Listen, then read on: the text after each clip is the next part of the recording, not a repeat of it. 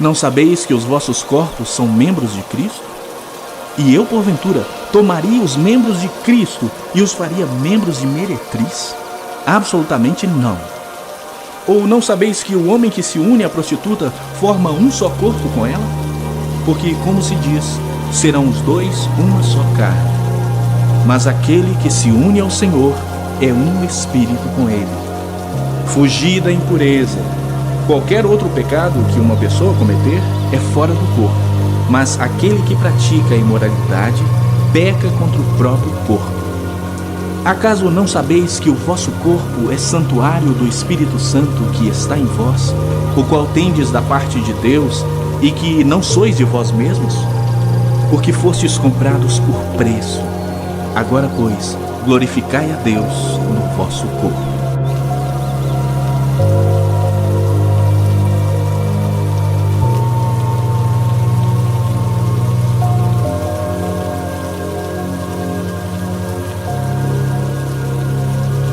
Ouvistes que foi dito: não adulterarás.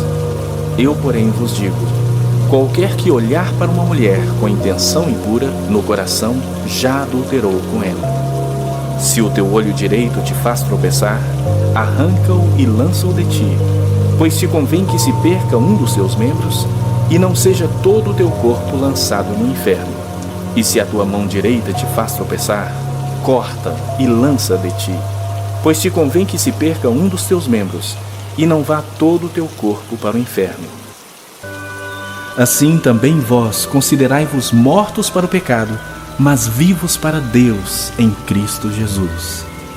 Não reine, portanto, o pecado em vosso corpo mortal, de maneira que obedeçais às suas paixões.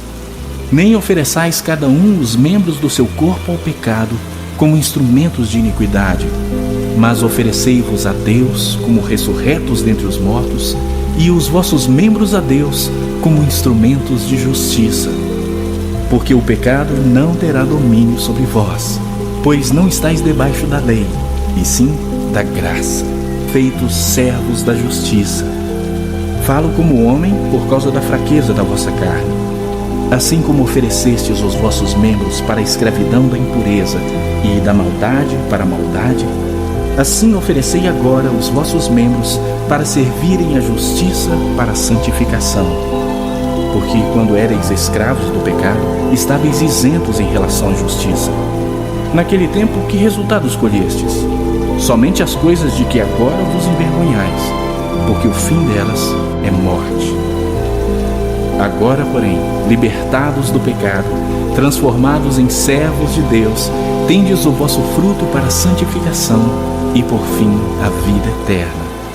Porque o salário do pecado é a morte, mas o dom gratuito de Deus é a vida eterna em Cristo Jesus, nosso Senhor.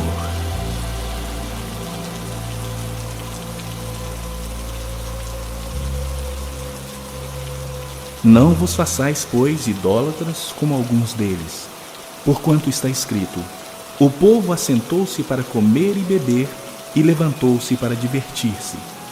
E não pratiquemos imoralidade, como alguns deles o fizeram, e caíram num só dia 23.000.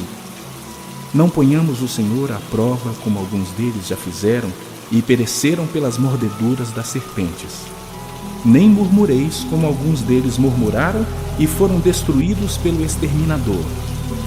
Estas coisas lhes sobrevieram como exemplos e foram escritas para advertência nossa, de nós outros, sobre quem os fins dos séculos têm chegado. Aquele, pois, que pensa estar em pé, veja que não cai.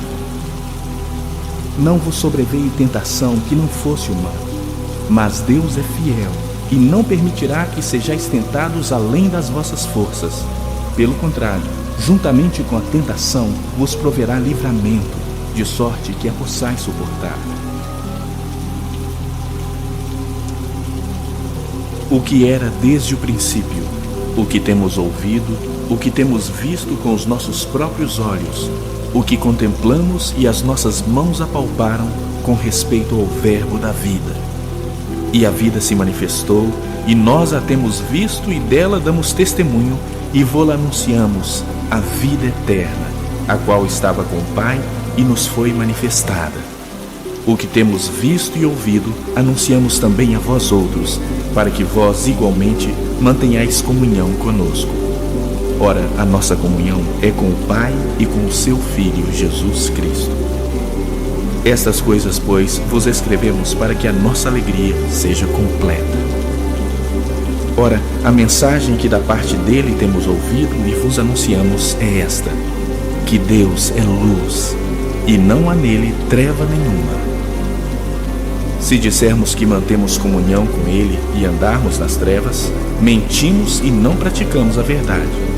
Se, porém, andarmos na luz como ele está na luz, mantemos comunhão uns com os outros, e o sangue de Jesus, seu Filho, nos purifica de todo pecado. Se dissermos que não temos pecado nenhum, a nós mesmos nos enganamos e a verdade não está em nós. Se confessarmos os nossos pecados, ele é fiel e justo para nos perdoar os pecados e nos purificar de toda injustiça. Se dissermos que não temos cometido pecado, fazemo-lo mentiroso e a sua palavra não está em nós.